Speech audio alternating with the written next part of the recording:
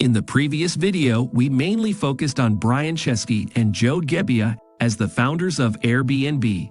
However, it's important to note that there was another legendary co-founder who played a vital role in the company's success.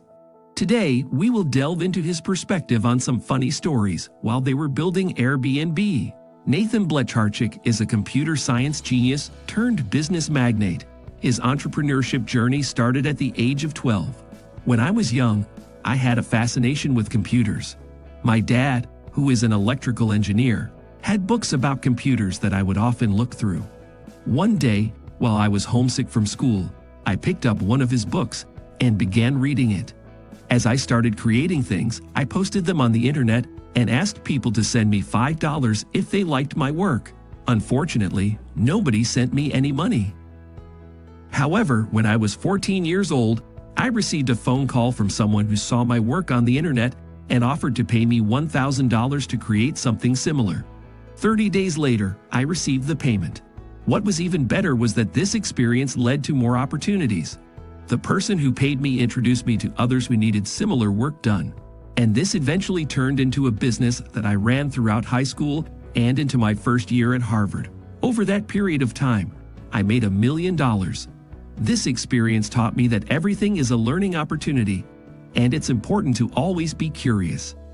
After graduating from Harvard with a degree in computer science, Blecharczyk worked as a software engineer at various tech companies before he met his future business partners, Brian Chesky and Gebbia, while attending the Rhode Island School of Design.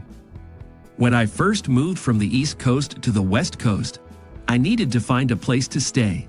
I turned to Craigslist, a classified website, to look for potential roommates. That's when I found an apartment, and my roommates turned out to be Joe and Brian, who would later become my co-founders. They were designers and I was an engineer, and we began collaborating on various projects. We quickly realized that we made a great team, with complementary skill sets and a shared work ethic. However, things took a turn when the rent on our apartment was increased by 25%. I wasn't willing to pay the extra amount, so I decided to move out. This led to an idea from Joe and Brian. Why not rent out my vacant bedroom to designers who might need a place to stay? The only problem was that the room was completely empty, with no bed or furniture. That's when Joe had the idea of setting up an airbed and calling it an air bed and breakfast. This is where the name Airbnb comes from. With this simple concept, we began building our business, leveraging our collective skills to create something truly innovative. In the early days of Airbnb, the founders faced many rejections from potential investors. One example is when they pitched their idea to a prominent Silicon Valley investor, who turned them down flat. According to Brian Chesky, one of the founders, the investor said, "I would never invest in a company that puts people at risk of being murdered on their platform."